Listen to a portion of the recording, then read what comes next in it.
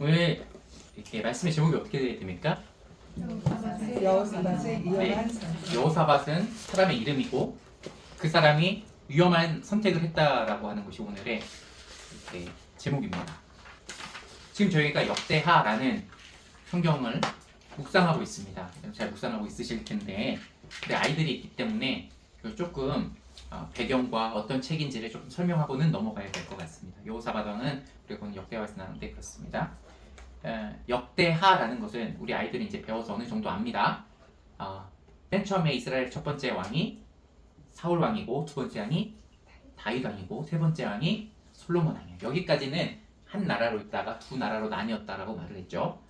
북쪽과 남쪽 마치 북한과 남한이 듯 이렇게 두 나라로 나뉘고 분단되어서 하고 각각의 나라에 각각의 왕이 있게끔 이 역사가 이렇게 진행이 됩니다. 그죠? 그 기간들을 지금 우리는 좀 묵상하고 보고 있는 거예요. 우리는 지금부터 2900년, 2800년 전으로 다시 돌아갈 거예요. 그 역사 속으로 돌아갈 겁니다. 지금으로부터 그 정도예요. 자, 그러면은 오늘 남쪽 유다, 남쪽에 북쪽에 있고 남쪽이 나라가 나눠졌다고 하는데 남쪽에 있는 유다라는 국가에 대해서 이제 알아볼 거고 그 국가에 있는 왕인 여호사밧에 대해서 알려고 해요. 여러분, 남유다는 왕이 몇 명 되었을까요?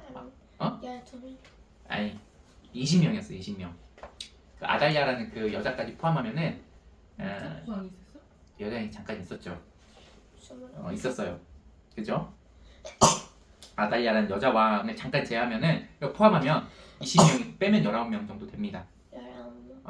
빼면 그 20명 중에 포함해서 20명 중에 네 번째 왕이 여호사밧이라는 왕이 이렇게 여호사밧이라는 왕이 네 번째 왕이에요. 20번째 네 번째 왕이에요.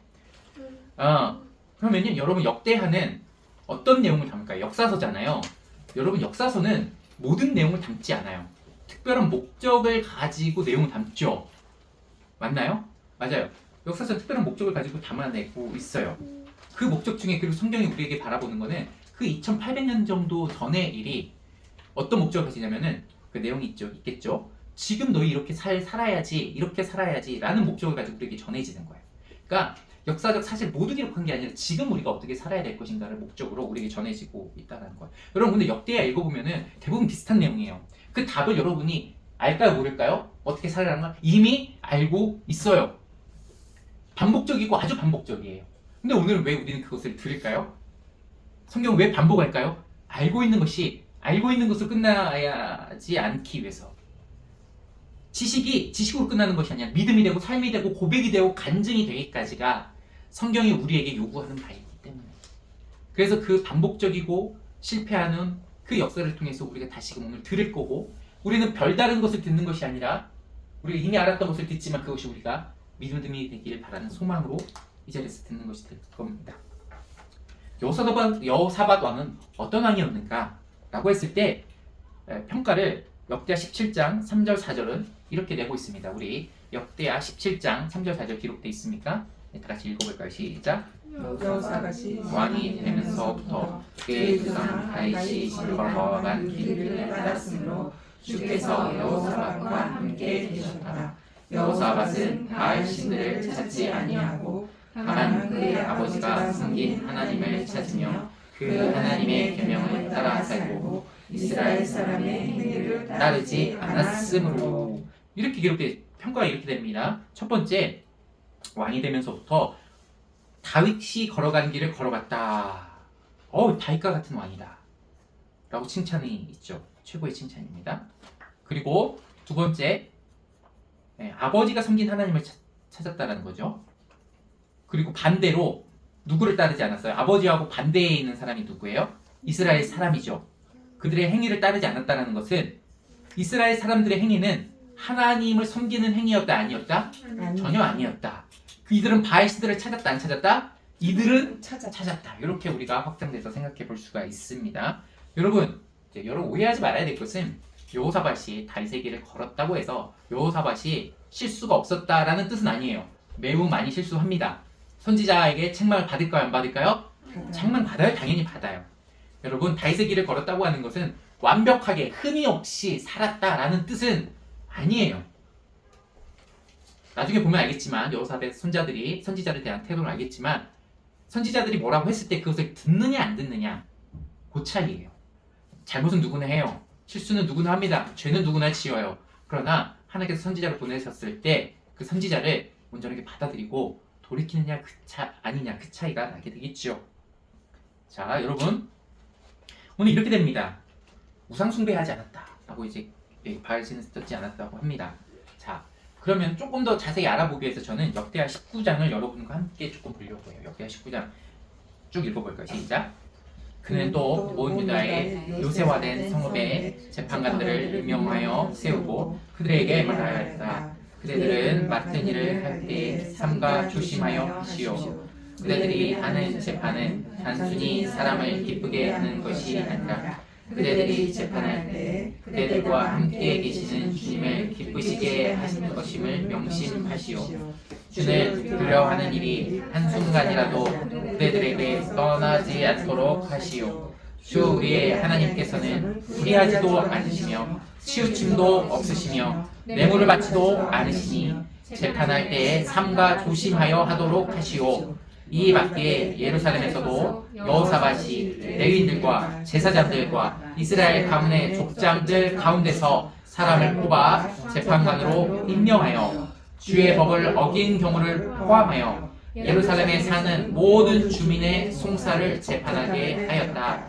레위 사람들은 법정에서 결정된 사항들이 실행되는 것을 감독하는 관리의 책임을 질 것이요 용기를 내어 이 모든 지시를 잘 실행하시오. 주께서는 공의를 이루는 사람들의 편을 드신다는 것을 명심하시오. 아멘.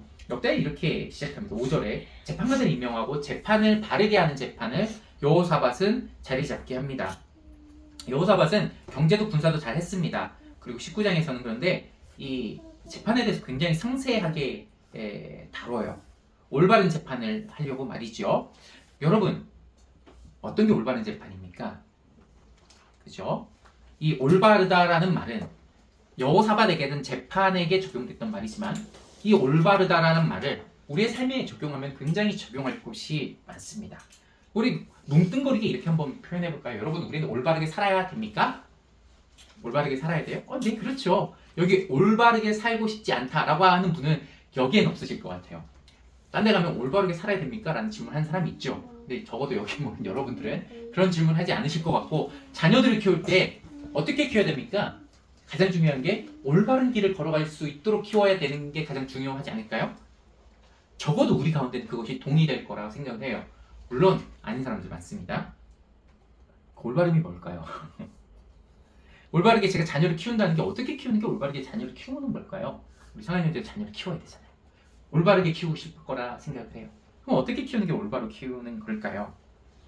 여러분, 제가 왜 이런 질문을 드리냐면은 우리 가운데는 적어도 올바름을 부정하는 사람은 없어요. 그런데 그 올바름이 자신에게 어느 정도 있고 그것이 너무 확고한 데서 문제가 생겨요. 다시 올바름을 부정하지 않아요. 다 올바르게 살려고 하고 올바르게 키우려고 하고 올바르게 행동하려고 해요. 근데 자기가 가진 올바름의 기준이 굉장히 명확하다는 거예요. 그죠? 근데 제가 보니까 이렇더라고요. 올바르다라고 살아가는 많은 사람들의 그 올바름이 그냥 자기가 좋아하는 거더라고요. 올바름에 대한 근거를 가진 게 아니라 내가 이걸 그냥 좋아하니까 올바른 거야 라고 말하는 경우가 더 많아요. 물론 올바른 것을 좋아하는 경우도 있죠. 그러나 사람들은 굉장히 많이 그릇된 것도 좋아합니다. 근데 자기가 좋아하니까 올바르게 되는 거예요. 아무리 그릇된 것이, 아무리 틀린 것이라 할지라도 내가 이걸 좋아하고 내가 선택하면 이것이 올바라야 돼 라는 것을 뒤에다 붙이는 경향이 많다는 것을 이제 보게 돼요. 그리고 스스로조차도 자기가 어느 상황에서든지 올바름을 구별할 수 있는 능력이 있다고 다들 그렇게 여기며 살아요. 그래서 세상에 우리 말고 안 믿는 사람들이 이렇게 얘기해요. 하나님이 어떻게 그러실 수가 있어? 라고 이 질문하죠. 그 질문의 핵심은 뭔지 아십니까? 하나님보다 내가 더 올바른 기준을 가지고 있지. 내가 올바른 기준을 이렇게 가지고 있는데 하나님은 그 올바른 기준에 못 미치네. 그러니까 하나님께서 어떻게 그러실 수 있어? 라고 질문하는 거예요. 많은 사람들이 그래요. 하나님이 계시면 어떻게 이러하시겠냐고 질문하죠. 그 말은 무슨 뜻이에요?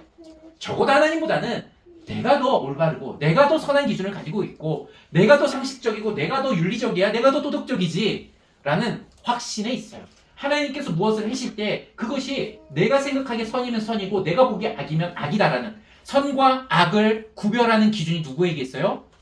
나에게 있어요. 이것이 선악과죠. 선악과 먹은 사람들의 가장 큰 특징이 뭐예요? 선과 악의 기준이 누구에게 있어요? 나에게 있어요. 선과 악을 분별하는 열매라며요. 자기가 하나님처럼 됐어요. 하나님이 아닌데 스스로 하나님이라고 선을 선택하고 올바른 것을 내가 정할 수 있다는 그런 존재가 나라는 것을 믿고 살게 되는 게 선악과를 먹은 사람의 특징이에요. 그러나 오늘 여호사밧은 적어도 자기 스스로를 옳다고 여기지는 않습니다.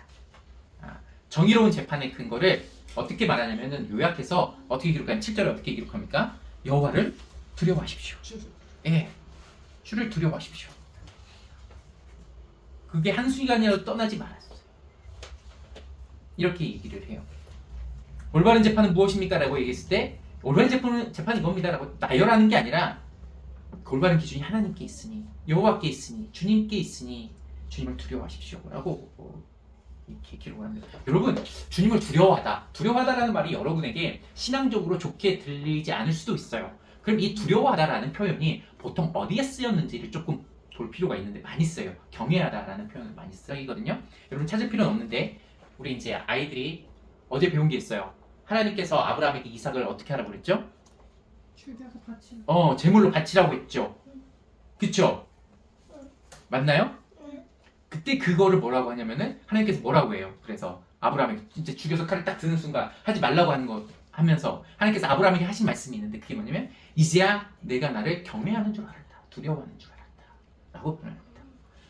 아브라함은 하나님을 경외했기 때문에 이삭을 제물로 바치라고 했을 때 바칠 수가 있었어요. 자, 한 가지 더 볼게요. 여러분 많이 아는 사건으로만 할게요.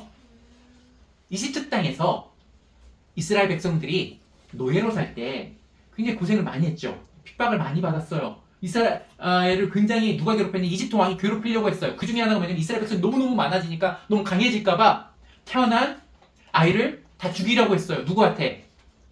산파할 때. 산파가 누구야? 애기 낳는 거 도와주는 사람, 받아주는 사람. 지금으로 말하면 산부인과, 뭐 조산사라고 그러나요? 뭐 그쵸? 애기 받아주는, 전문적으로 애기 낳을 때 이렇게 도와주는 사람. 산파. 애기 낳는 거 이렇게 받아주고 도와주는 사람 산파라고 하는데 그 사람이 애기 받으니까 그 사람에게 이 아이를 없앨 수 있도록 하라고 했어요. 근데 이 산파들이 할까요? 안 할까요? 안 하죠. 왜 안 합니까? 두 차례 강조돼 있어요. 출애굽기 1장에서는 그쵸. 이들이 하나님을 두려워했다. 경외했기 때문에 죽이지 않았다라고 기록돼 있어요.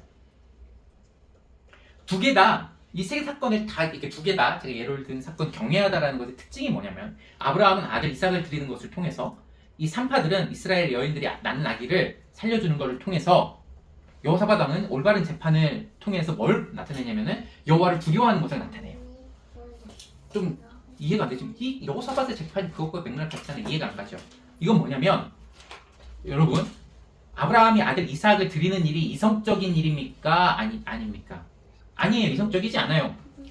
산파도 마찬가지예요. 이건 이성적인 결정이 아니에요. 왜냐면 자기가 죽을 각오를 해야 되기 때문이죠. 이집트 왕의 명령을 어긴다라는 것은 위험한 일이에요? 안 위험한 일이에요? 위험한 일이에요. 상식적으로 내 목숨을 먼저 살려야 되는 일인데 그걸 듣지 않죠. 그런 거를 거부하는 거예요. 뭐 때문에? 하나님의 말씀 때문에. 내 생각과 감정과 내가 옳다라고 여기는 이 순간에 이렇게 해야 되는 것이 좋지 않냐라는 그 생각은 뭐냐면 부정하는 거예요.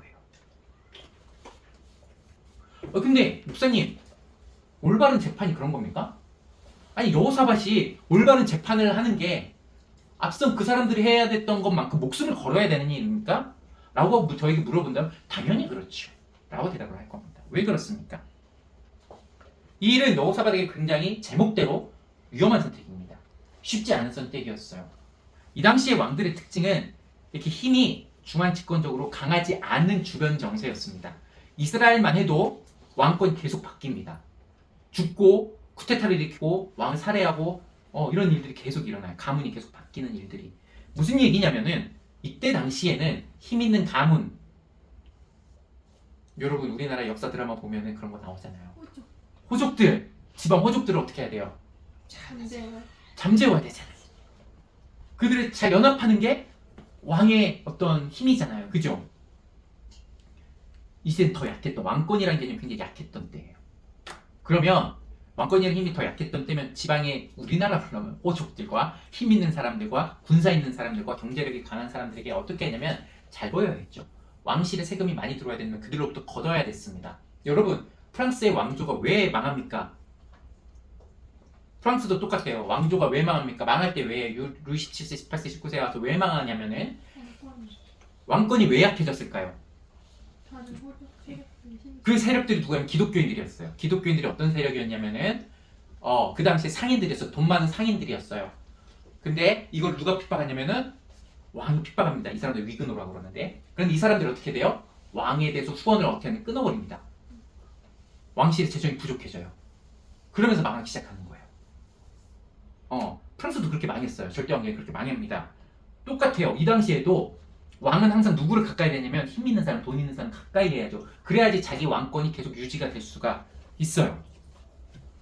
그러나 여호사밧은 그러지 않아요. 이 정의로운 재판이라는 거는 힘 있는 사람이 범죄하는 것을 그대로 내버려 두지 않는 거예요. 돈 많은 사람들이 범죄했을 때 그것을 그대로 내버려 두지 않는 거예요. 똑같이 대우하는 거예요. 그러면 그 사람들이 불법적인 일을 통해서 뭔가 부를 늘려가고 권력을 늘려갈 수가 있을까요? 없을까요? 없겠죠. 없을 거예요. 그리고 자기가 범죄를 했을 때 똑같이 처벌받으면 자기 가문이나 이런 것들에 대해서 왕을 지지할까요? 지지하지 않을까요? 지지하지 않을 겁니다. 자기 일가 친척이 이렇게 옵니다. 돈 있는 사람이 왕의 친척이 와요. 저 좀 봐주세요. 저 잘못했는데 이것 좀 봐주세요. 우리나라 단골 소재잖아요. 검찰에 오고 판사에게 오고 그저 힘이 쓰고 아직도 그래요. 근데 그걸 거부한다고 생각해보세요. 누가 좋아할까요? 아무도 좋아하지 않아요. 어떻게 보면 그 사람들로부터 자기의 왕의 지위를 박탈당할 수도 있는 모험과 도전을 하는 게 사실 이 재판이기 때문에 매우 위험한 거예요. 가진 자들은 끊임없이 협박할 수 있어요. 그런 것들을 자유해야지 이 일을 선택할 수 있는 거예요. 여러분 우리는 아까 3파들을 얘기했잖아요. 아브라함을 얘기했잖아요. 그 반대의 경우 하나님을 두려워하여서 경외하여서 그런 올바른 선택이 아니라 그딴 선택을 한 사람들도 많이 알고 있어요. 첫 번째 우리가 사울왕이 그렇죠. 사울왕은 하나님께서 갔을 때 분명히 동물 다 없애라고 했는데 동물 가져오잖아요. 왜 가져왔습니까? 욕심이 아니라 군인들이 그걸 원했기 때문에 그래요. 자기와 함께 해야 되는 군인들이 요구하는 게 있었어요. 동물들을 살리자라는 거였어요. 그걸 가져가자라는 거였어요. 그래서 사울왕은 하나님께서 분명히 말씀하셨음에도 불구하고 하나님의 말씀을 듣는 게 아니라 얘네들이 내 힘이 되어주는 사람인데 내가 그 당시에 왕의 가장 큰 덕목은 뭐였어요? 나가서 전쟁하는 거잖아요. 왕이 나가서 전쟁하는 누가 제일 중요하면 군인들이 중요한 거예요. 그러니까 누구의 말을 들어요? 군인들의 말을 듣는 거예요. 이스라엘 백성 출애굽할 때 또 그렇습니다. 어떤 일이 일어납니까? 모세가 잠깐 율법으로 받으러 가서 길게 안 오다 보니까 사람들이 뭘 요구하죠? 황금 송아지를 요구하죠. 그리고 그때 리더는 그것을 받아들입니까? 안 받아들입니까? 받아들이고 그대로 요구를 받아들여줘요. 그리고 그 우상으로 말미암아 절개를 또 지키자라고도 얘기를 합니다. 여러분 여호사밧 왕 이후에 남은 많은 왕들이 우상숭배 계속해요. 우상숭배는 뭘까요? 그러면 여러분 우리 보면 되게 미련하잖아요. 뭐 이런 물건을 들고 신이라고 생각을 하고 빌고 뭐 한다는 우리 보기엔 미련해 보이잖아요. 우상숭배를 신약에서는 욕심이라고 바꾸죠. 근데 이 맥락에서 생각해보면 우상숭배를 현대어로 번역하면 뭔지 아십니까? 시류에 따라 사는 삶입니다. 지금 흐름에 따라 사는 삶이에요. 이건 무슨 얘기냐면은 쉽게 말하면 사람들이 이렇게 사는 게 좋은 거야 라고 하는 거에 같이 동조하면서 사는 거예요.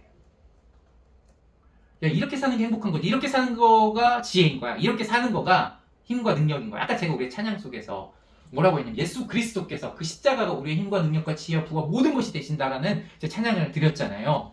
그게 아니고 돈이 힘이지. 그런 거 아니야 사실은. 솔직히 크리스찬들도 돈 없으면 힘들지 않은 게 돈이 힘이 맞아. 그지? 그리고 요즘 화폐 가치가 그렇게 떨어지는데 코인 해야지. 이런 거 투자해야지. 요즘 핫한 게 금이잖아요. 요즘 우리나라에 가장 핫한 게 금이잖아요. 그죠? 한 돈에 100만 원 정도 한다면서요. 90몇만 원 한다면서요. 야 그런 거 지금이라도 사야지. 어떻게 끌어요? 여러분 그것뿐만 있을까요? 대통령 선거에서 우리나라가 극단적으로 갈려지는 걸 봤어요. 크리스찬이 그렇게 갈려지는 걸 봤어요. 야 옳음이란 이 한 편을 선택하는 게 옳음이야 라고 많은 사람들이 주장을 하고 많은 목사님들에게 성도들이 이렇게 요구했어요. 목사님 분명히 하십시오. 정의로운 편을 선택하세요. 그 색깔이 있어요. 그 색깔이 정의로운 거예요 라고 많은 성도들이 드러나서 이렇게 주장했어요. 이런 게 우상숭배예요. 이렇게 우상숭배예요. 성경에 안 나와 있는 거 가지고 성경에 나오는 것처럼 만드는 거. 시류가 답이 되는 거예요. 여러분 시류에 따라서 우리는 정치 활동을 하는 게 맞죠. 그러나 그것이 우상까지 되게 하지 말아야죠. 시류에 따라 우리도 살고 있어요. 그러나 그것에 주는 답이 우리에게도 답이 되는 게 우상숭배예요. 그래서 역대 17장 4절에 보면 이렇게 기록되어 있어요. 아까 우리 읽었지만 여호사밧은 그의 아버지가 섬긴 하나님을 찾고 하나님의 계명을 따라서 이스라엘 사람의 행위를 따르지 않았대요. 놀랍게도 여호사밧이 통치할 때는 이스라엘 자기가 다스려야 되는 백성들은 어떤 백성이었냐면 여호와를 따르는 백성이 아니었습니다. 여호와를 섬기는 백성이 아니었어요. 우상 숭배하는 백성이었어요. 그럼 그 백성들이요. 우리는 우상을 막 섬기고 같이 하고 싶어. 그래 뭐 여호와께 예배 드려. 다 같이 했으니까. 우상에도 예배 드리고 그것도 섬겨 라고 백성들은 요구했단 말이에요. 근데 지금 여호사밧은 그것을 받아들여요? 거부하는 거예요? 거부하는 거예요. 민심을 거스리는 거예요. 이 왕은 지금 굉장히 위태로워요. 사실은 그런 면에서. 여러분 민심을 읽는 왕이라면 나는 하나님을 섬기지만 우리가 여호와를 섬기지만 그제 한 구석에 이쪽에 너희들이 좋아하니까 이것 좀 마련해 줄까? 라고 할 수 있겠죠.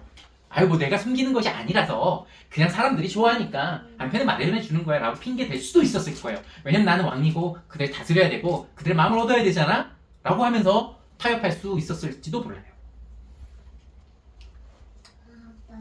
그러나 그렇지 않죠. 그렇지 않아요.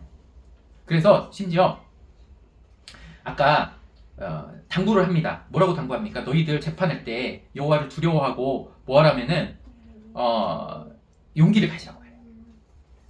용기를 내어 이 모든 지시를 잘 실행하라고 11절에 말합니다. 레위인들에게도 용기가 필요한 일이었어요.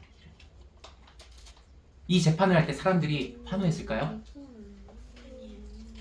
놀랍게도 하나님의 뜻대로 불의하지도 않고 치우침도 없고 뇌물을 받지도 않고 공평하게 하는 이 재판에 대해서는 오히려 이 재판을 하면 할수록 이들은 용기가 필요했어요. 두려움 가운데서 이 재판을 했어요. 하나님을 두려워함도 있겠지만 사람들을 두려워함이 있었어요. 놀랍게도 그랬어요. 그죠? 그리고 마지막에 11절에 이렇게 기록돼 주께서 공의를 이루는 사람들의 편을 드신다는 걸 명시. 이 말은 뭐예요? 사람들이 너희 편이 아닌 건 알아. 그래서 우리가 용기가 필요해. 그러나 너희가 용기를 내어서 할 수 있는 이유는 너희가 그렇게 할 때 하나님께서 너희의 편이기 때문에 우리의 편이기 때문에 그래 라고 말하는 거예요. 자 보면 어떻게 할 수 있을까요? 맞아 사람들은 우리 편이 아니야. 그것보다 근데 더 중요한 게 있어. 왜 사람들이 우리 편이 아닌 것을 우리 기꺼이 감수할까? 그런 위험을 감수할까? 그 길에서 하나님께서 우리의 편이 되어주시기 때문에 그래. 이게 위험한 선택이라는 것은 세상에서는 위험한 선택이 맞아. 사람들을 보면 위험한 선택이에요. 그러나 그 선택을 했을 때 우리가 위험하지 않다라고 생각하고 선택할 거 아니에요. 용기를 내는 근거가 있을 거 아니에요. 하나님께서 우리 편에 서시는구나. 백성이 내 편에 안 서도 하나님께서는 내 편에 이렇게 서시는구나. 여러분 그럼 이 말씀이 이런 맥락의 말씀 단어는 똑같지 않지만 이 맥락의 말씀이 신약에도 있죠. 당연히 마태복음 16장 25절 거기 기록해놨죠. 읽어볼까요? 시작. 누구든지 제 목숨을 구하고자 하는 사람은 잃을 것이요 누구든지 나를 위하여 제 목숨을 잃는 사람은 찾을 것이다. 이게 무슨 얘기냐면 예수님께서 이 맥락이 무슨 얘기냐면 십자가 부활 말씀하시면서 얘기하는 거예요. 십자가의 길을 걸어가실 것을 말씀하시면서 이 얘기할 거예요. 그 자기 십자가 지고 따르라는 거예요. 자기 십자가 예수 그리스도 십자가죠. 다른 게 아니에요. 그 길을 따르는 거 위험한 선택이에요. 미련한 선택이에요. 목숨을 잃어버리는 것 같은 선택을 우리에게 말씀하신다는 거예요. 말씀은 늘 그래요.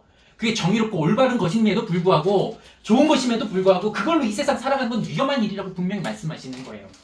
우리가 복음으로 살아가는 것이 좋습니까? 올바르죠. 그러나 그것이 우리에게 뭐 힘과 능력과 부와 지혜가 됩니까? 아닌 것처럼 보여요.